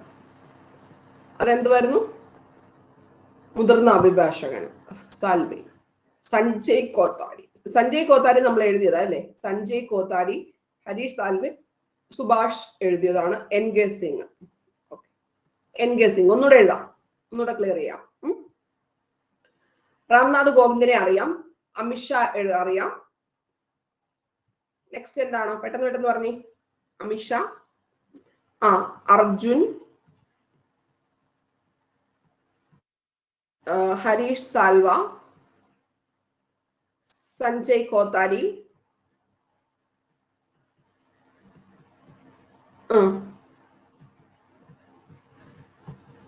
എൻ കെ സിംഗ്, ഗുലാം നബി, സുഭാഷ് കശ്യപ്, ഹരീഷ് സാൽവെ എഴുതി, Kothari, N K Singh. പറയാന്താ?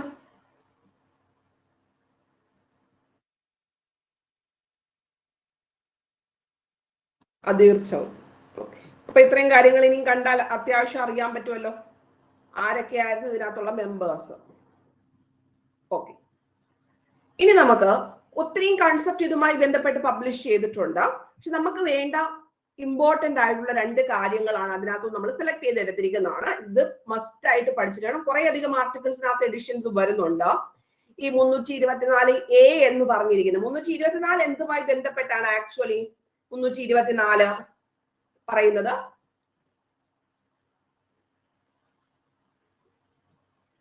Election കമ്മീഷനുമായി ബന്ധപ്പെട്ടിട്ടാണ് 324 അല്ലെ? ഇപ്പൊ ഈ പറഞ്ഞിരിക്കുന്നതിനകത്ത് എന്ത് വന്നിട്ടുണ്ട്? അമെൻഡ്മെന്റ് വന്നിട്ടുണ്ട്. 324A, അതായത് രണ്ടിന്റെയും കൂടെ ഒരു ഇന്റർസെപ്ഷൻ ആയിരിക്കും. രണ്ടും കൂടെ ഒന്നിച്ചാണല്ലോ നടത്താൻ പോകുന്നത്. നിയമസഭയുടെയും ലോക്സഭയുടെയും ഇലക്ഷൻ ഒരുമിച്ച് നടത്തുക എന്നുള്ള രീതിയിലാണ് പറഞ്ഞിരിക്കുന്നത്. അപ്പം ആ 324A കുറച്ചുകൂടെ അമെൻഡ്മെന്റ് ചെയ്യേണ്ടതായിട്ടുണ്ട്, പ്രധാനപ്പെട്ട കാര്യമാണ്. ഇനി അത് കൂടാതെ 82A എന്ന് പറഞ്ഞതിനകത്തും എഡിഷൻ വരണം. ഇത് കൂടാതെ കുറെ അധികം ആർട്ടിക്കിൾസ് 8ഓളോ 18ഓളോ ആർട്ടിക്കിൾസ് എഡിഷൻസ് വരുന്നുണ്ട് ഈ ഭരണഘടനയിൽ ഭേദഗതി വരുന്ന സമയത്ത്. അപ്പൊ ഇവിടെ ശീതകാല സമ്മേളനത്തിലൊക്കെയാണ് ഇത് നടപ്പാക്കുമെന്നൊക്കെ പറഞ്ഞിരിക്കുന്നത്. ഈ ലോക്സഭ, സംസ്ഥാന അസംബ്ലികൾ, തദ്ദേശ സ്വയംഭരണ സ്ഥാപനങ്ങൾ എന്നിവയിലേക്ക് ഒരേ സമയം തെരഞ്ഞെടുപ്പുകൾ സാധ്യമാക്കുന്നതിനായിട്ട് ഇന്ത്യൻ ഭരണഘടനയുടെ ആർട്ടിക്കിൾ ഏതൊക്കെ ഇത് ചെയ്യാൻ വേണ്ടിയിട്ടാ 82A-യും 324A-യും ഭേദഗതി വരുത്താൻ നിർദ്ദേശിച്ചിട്ടുണ്ട്. പ്രധാനമായിട്ടുള്ള ഈ 2 ആർട്ടിക്കിൾസ് ഒരു കാരണവശാലും മറക്കരുത്. കാര്യം ഇവരുടെ റിപ്പോർട്ടിനകത്തുള്ള 5ാമത്തെയും 6ാമത്തെയും പോയിന്റ്സ് മാത്രമാണ് നമ്മൾ എടുത്തിരിക്കുന്നത്. ഓക്കെ, അപ്പൊ ഈ ഒരു റിപ്പോർട്ട് ഇവർ സമർപ്പിച്ചിട്ടുണ്ട്. 18,000 സംതിങ് പേജസ് ഉള്ള റിപ്പോർട്ടാണ് ഈ 8 പേരും രാംനാഥ് കോവിന്ദും കൂടെ ഇതിനെ റിലേറ്റ് ചെയ്ത് സമർപ്പിച്ചത്. അപ്പൊ അങ്ങനെ വരുമ്പോൾ ഏതൊക്കെ ആർട്ടിക്കിൾസ് നമ്മൾ ഇതുമായിട്ട് ബന്ധപ്പെട്ട് ഓർക്കണം? 82A-യും 324A-യും ഭേദഗതി വരുത്താൻ വേണ്ടി നിർദ്ദേശിച്ചിട്ടുണ്ട്. ഇപ്പം 324 എന്തുമായി ബന്ധപ്പെട്ടാണ്? Election commission. അതിന് തൊട്ട് ചേർന്നിട്ടുള്ള 824 എന്ന് പറഞ്ഞിരിക്കുന്ന ആർട്ടിക്കിൾസ് നമ്മൾ ഓർത്ത് വെച്ചിരിക്കണം. സോറി, 824, 324A-യും 82A-യും.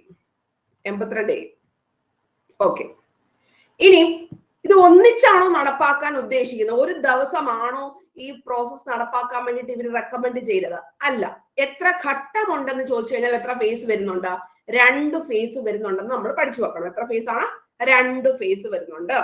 ഇനി അത് കൂടാതെ, അതായത് ഇത് രണ്ടും കൂടെ സമന്വയിപ്പിക്കലാണ് ഏതുകൊണ്ട് ഉദ്ദേശിക്കുന്നത്? 324A കൊണ്ട് ഉദ്ദേശിക്കുന്നത്.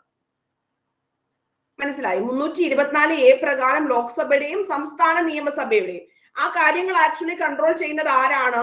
State election central election commission or national election commission ആണത് ചെയ്യുന്നത് അല്ലെ? ലോക്സഭയുടെയും സംസ്ഥാന നിയമസഭയിലേക്കും.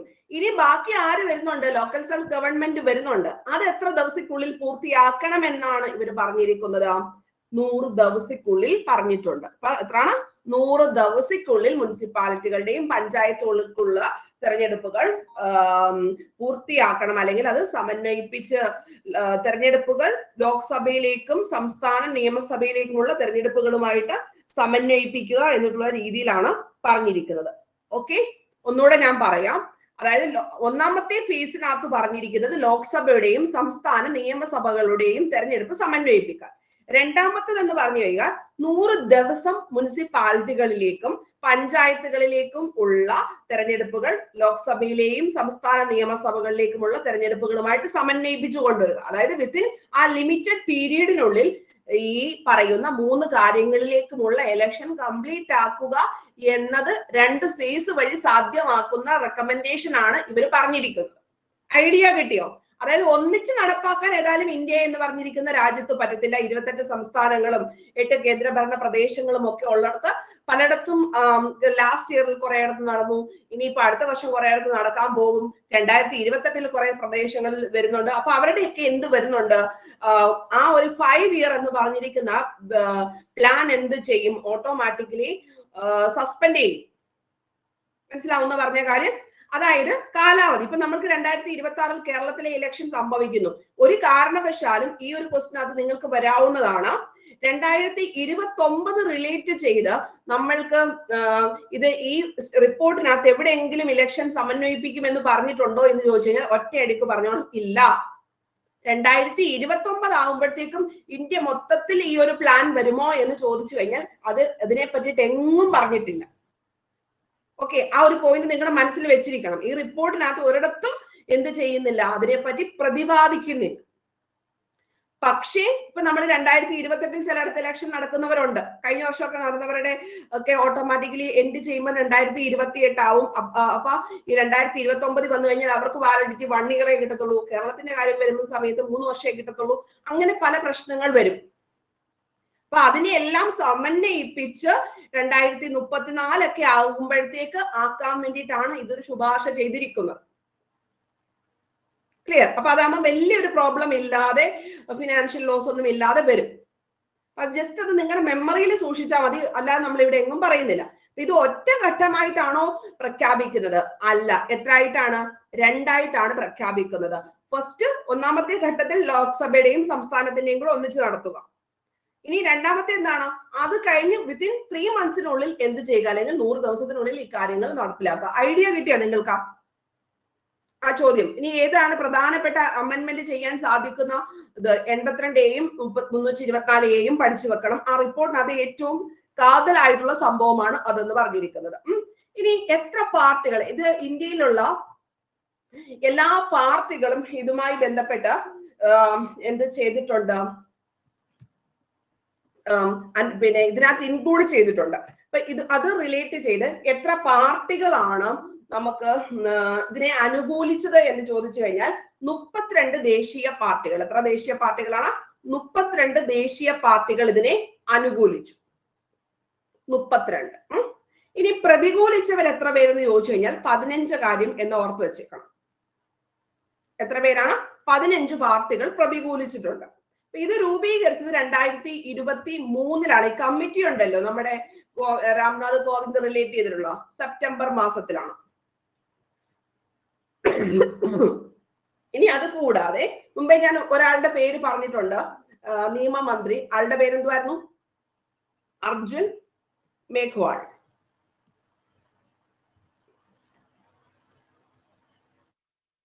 അർജുൻ റാം മേഘ്വാൾ. ബില്ല് ഏതാണ്? 129-ാമത്തെ 129-ാമത്തെ ഭേദഗതി ബില്ല് ലോക്സഭയിൽ അവതരിപ്പിച്ചു. ഇത് റിലേറ്റ് ചെയ്തിട്ടുള്ള ബില്ലാണ് 129-ാമത്തെ ബില്ല് എന്ന് പറഞ്ഞിരിക്കുന്നത്. ഏത് റിലേറ്റ് ചെയ്ത? 1 നേഷൻ 1 ഇലക്ഷൻ എന്ന് പറഞ്ഞിരിക്കുന്ന ബില്ലാണ് ഏത്? 129. ആ ഭേദഗതി ബില്ല് ലോക്സഭയിൽ അവതരിപ്പിച്ചു അർജുൻ റാം മേഘ്വാൾ ആണ്. ഇപ്പൊ നിലവില് ലോക്സഭയ്ക്കൊപ്പം, അതായത് നോർമലി എല്ലാ കാര്യങ്ങളും നമുക്ക് 1951 മുതൽ, അല്ലെങ്കിൽ നമുക്ക് ആദ്യമായിട്ട് ഇലക്ഷൻ വന്നിരിക്കുന്ന 51-52 കാലഘട്ടത്തിലാണല്ലോ ആദ്യമായിട്ട് ലോക്സഭാ ഇലക്ഷൻ. അതുപോലെ തന്നെ നിയമസഭയിലും അങ്ങനെ വന്നിട്ടുണ്ട്. 1967 വരെയുള്ള കാലങ്ങളിൽ ഇങ്ങനെ തന്നെ ആയിരുന്നു വന്നത്. പിന്നീട് ഈ രാഷ്ട്രപതി ഭരണങ്ങളും ഓരോരോ പ്രശ്നങ്ങളും, പിന്നെന്താണ്, ചില സർക്കാരുകൾ രാജിവെച്ച് പോവുകയും അങ്ങനെയൊക്കെയുള്ള പ്രശ്നങ്ങൾ വന്നതുകൊണ്ടാണ് ഈ രണ്ടിടത്തും ഈ ഭിന്നത്വം ഉണ്ടാവാനുള്ള കാരണം എന്ന് പറയുന്നത്. മനസ്സിലായോ? അപ്പൊ ലോക്സഭയിലും നിയമസഭയിലും 1967 വരെ എന്ത് ഇങ്ങനെ തന്നെ 1 നേഷൻ 1 ഇലക്ഷൻ എന്ന് പറയുന്ന രീതിയിലായിരുന്നു പ്രോസസ് നടന്നുകൊണ്ടിരുന്നത്. പിന്നെ അതിനിടയിൽ ഓരോരോ പ്രശ്നങ്ങൾ, ആഭ്യന്തര പ്രശ്നങ്ങളും ഒക്കെ ഉണ്ടാകുന്ന സമയത്ത് രാജിവെച്ച് പോകുന്നതും അല്ലെങ്കിൽ അങ്ങനെയുള്ള പല പല പ്രശ്നങ്ങൾ വരുന്നത് കൊണ്ട് 67 ആയപ്പോഴത്തെ ഇത് ബ്രേക്ക് ആയി എന്ന കാര്യം നമ്മൾ ഓർത്തു വെച്ചിരിക്കണം. ഇനി അതുകൂടാതെ നിലവിലെ ലോക്സഭയോടൊപ്പം നിയമസഭാ ഇലക്ഷൻ നടക്കുന്ന 3 സ്റ്റേറ്റുകളുണ്ട്. ഒന്നെന്ന് പറഞ്ഞിരിക്കുന്നത് സിക്കിമാണ്, അടുത്തതെന്ന് പറഞ്ഞിരിക്കുന്നത് ആന്ധ്രാപ്രദേശ് ആണ്, നെക്സ്റ്റ് ഒഡീഷ. ഏതൊക്കെയാണ്? ആന്ധ്രാപ്രദേശ്, ഒഡീഷ ആൻഡ് സിക്കിം. ഇപ്പൊ നിലവിൽ, അതായത് ലോക്സഭയോടൊപ്പം തന്നെ നിയമസഭാ ഇലക്ഷൻ നടക്കുന്ന സംസ്ഥാനങ്ങൾ ഇപ്പൊ നമ്മൾ കാണുന്നുണ്ടല്ലോ. ഇപ്പൊ ഇനി മഹാരാഷ്ട്രയിലൊക്കെ ഉടനെ വരാൻ പോകുന്നു, അങ്ങനെയുള്ള കുറെ പ്രശ്നങ്ങൾ എന്ത് കാണുന്നുണ്ട്, നമ്മൾ കാണുന്നുണ്ട്. പിന്നെ കഴിഞ്ഞ പ്രാവശ്യം കുറെ ഇടത്ത് വരുന്നുണ്ട്. അപ്പൊ അതായത് അവരുടെയൊക്കെ നിയമസഭാ ഇലക്ഷൻ ആ ഒരു ടൈമിൽ അങ്ങ് നടന്ന് പോകും. പക്ഷെ ഇപ്പോഴും നമ്മൾക്ക് ലോക്സഭയോടൊപ്പം നിയമസഭാ ഇലക്ഷൻ നടത്തുന്ന 3 സ്റ്റേറ്റുകൾ മാത്രമേ ഉള്ളൂ. ഏത് സ്റ്റേറ്റുകളാണ്? സിക്കിമും ആന്ധ്രാപ്രദേശും ഒഡീഷയും ആണ് ഒരേപോലെ ലോക്സഭയോടൊപ്പം തന്നെ നിയമസഭാ ഇലക്ഷനും നടത്തിക്കൊണ്ട് പോകുന്ന സംസ്ഥാനങ്ങൾ എന്ന് പറഞ്ഞിരിക്കുന്നത്. ഏത് കാലയളവ് വരെ രണ്ടും ഒരുപോലെ ആയിരുന്നു, എല്ലാ സംസ്ഥാനങ്ങളും ഒക്കെ ഒരുപോലെ ആയിരുന്നു, ലോക്സഭയും നിയമസഭയും 67 വരെ വലിയ പ്രോബ്ലം ഇല്ലാതെ പോവുകയായിരുന്നു. ഇത് രൂപീകരിച്ചത് 2023 സെപ്റ്റംബർ മാസത്തിലായിരുന്നു ഈ കമ്മിറ്റി രൂപീകരിച്ചത് എന്ന കാര്യം ഒന്ന് ഓർത്തു വെച്ചിരിക്കണം. ഇനിയും ഇതിന്റെ റിപ്പോർട്ടിലുള്ള ഒരു 5-6 പ്രധാനപ്പെട്ട പോയിന്റുകളുണ്ട്, അതുകൂടെ നമുക്കൊന്ന് പഠിച്ചു വെക്കണം. വളരെ ഇമ്പോർട്ടന്റ് ആണ്. സോ കീ പോയിന്റ് മാത്രം പഠിച്ചാൽ മതി കേട്ടോ. കീ പോയിന്റ്, അതായത് എന്തിനു വേണ്ടിയിട്ടാണ് ഇത് വന്നെന്ന് ചോദിച്ചു കഴിഞ്ഞാൽ, ഫസ്റ്റ് വൺ, ഭരണത്തിലെ സ്ഥിരത പ്രോത്സാഹിപ്പിക്കും. ഇവര് റെക്കമെൻഡ് ചെയ്ത കാര്യങ്ങൾ ഭരണ സ്ഥിരത. രണ്ടാമത്തെ പോയിന്റ്, ചില കാര്യങ്ങളൊക്കെ ഉണ്ടല്ലോ, പെരുമാറ്റച്ചട്ടം നടപ്പാക്കുന്നതുമായി ബന്ധപ്പെട്ട് പല കാര്യങ്ങളിലേക്കും അനിശ്ചിതത്വം, നമ്മൾക്ക് ഒരു PSCയുടെ ഒരു അപ്പോയിന്റ്മെന്റ് പോലും അയക്കാൻ പറ്റില്ല ഈ പെരുമാറ്റച്ചട്ടം, അങ്ങനെയൊക്കെ വന്നു കഴിഞ്ഞു കഴിഞ്ഞാൽ പല രീതികളിലും താമസം വരും. നയസ്തംഭനം ഒഴിവാക്കുക. നമ്മൾ എല്ലാത്തിനോടും ഒന്നിച്ചു മതിയല്ലോ. ഓരോ പ്രാവശ്യവും നമുക്കിപ്പം പഞ്ചായത്ത് ഇലക്ഷൻ ഒരു പ്രാവശ്യം പോകണം, അതിന് പോകണം, അങ്ങനെ പോകണം, ഇങ്ങനെ പോകണം എന്ന് പറഞ്ഞിട്ട് ഒത്തിരി കാലതാമസങ്ങൾ നമുക്കും ബുദ്ധിമുട്ടുണ്ടാവുന്നുണ്ട്, അവർക്കും ഉണ്ടാവുന്നുണ്ട്. കൂടാതെ എന്ത് ചെയ്യുന്നു? വിഭവ വിനിയോഗം കുറയ്ക്കുക. വിഭവ വിനിയോഗം, സോഴ്സസ്.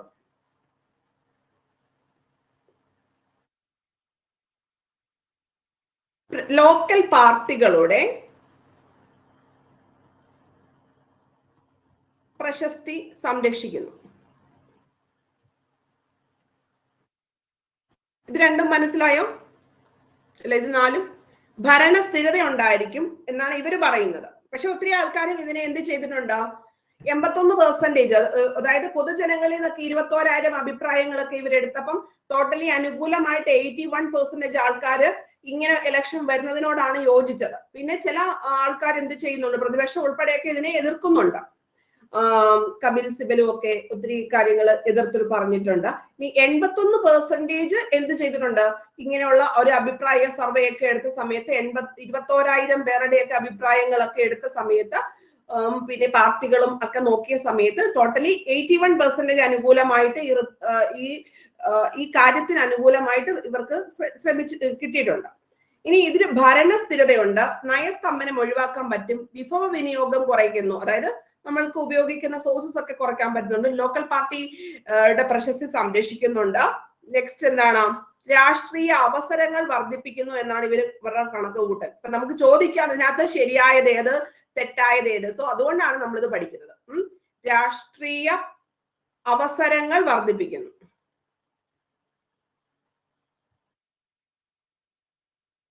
ഭരണത്തിൽ ശ്രദ്ധ കേന്ദ്രീകരിക്കാൻ പറ്റും. അതായത് മറ്റേതാകുമ്പോൾ എന്ത് ചെയ്യും, 4ാമത്തെ വർഷമൊക്കെ ആകുമ്പോൾ തൊട്ട് അടുത്ത പ്രാവശ്യം വോട്ട് കിട്ടുന്നതിനെ റിലേറ്റ് ചെയ്തിട്ടായിരിക്കും പോകുന്നത് എന്ന് ഞാൻ വിചാരിക്കുന്നു. ഭരണത്തിൽ ശ്രദ്ധ കേന്ദ്രീകരിക്കുക,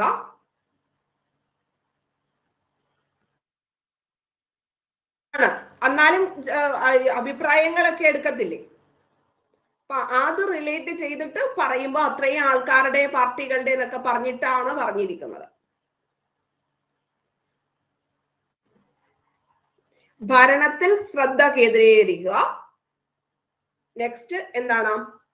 കുറഞ്ഞ സാമ്പത്തിക ഭാരം. ഇങ്ങനെ 7 കൺസെപ്റ്റ് ആണ് ഈ റിപ്പോർട്ടിനകത്ത് പറഞ്ഞിരിക്കുന്നത്.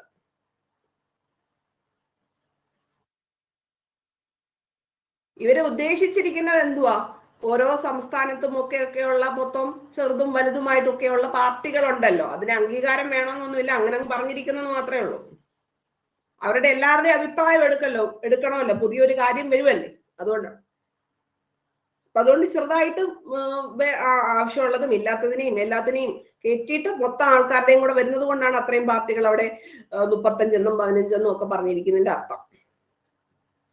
32 ദേശീയ പാർട്ടികൾ എന്നല്ല, 32 ദേശീയ പാർട്ടികൾ അംഗീകരിച്ചു, 15 പാർട്ടികൾ എതിർത്തു. പാർട്ടികൾ എന്നിട്ടേ ഉള്ളൂ, ദേശീയ പാർട്ടികളല്ല, പാർട്ടികൾ.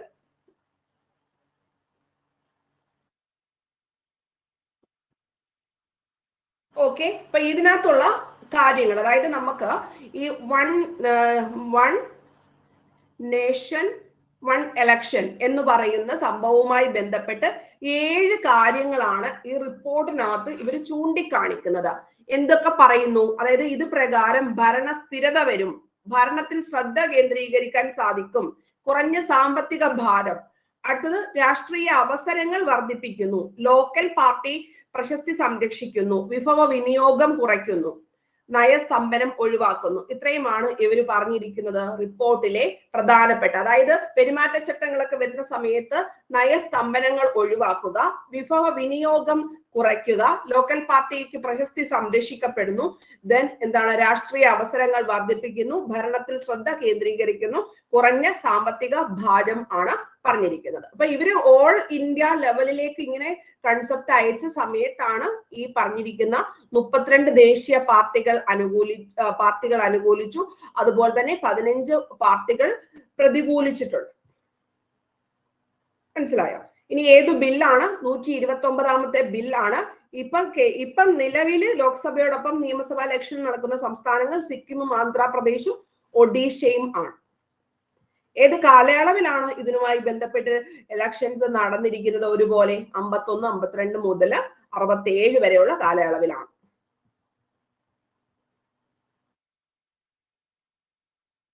ഓക്കെ. അപ്പൊ ഒരു രാഷ്ട്രം ഒരു തെരഞ്ഞെടുപ്പ് എന്ന ആവശ്യവുമായി ബന്ധപ്പെട്ട നിർദ്ദേശങ്ങൾ സമർപ്പിച്ച കമ്മിറ്റി ഏതെന്ന് ചോദിച്ചു കഴിഞ്ഞാൽ രാംനാഥ് കോവിന്ദ് കമ്മിറ്റി ആണ്. ഇത്രയും കാര്യങ്ങൾ പഠിച്ചോ? ഓക്കെ. അപ്പൊ ഇന്നലത്തെ ചോദ്യങ്ങൾ ചോദിക്കട്ടെ.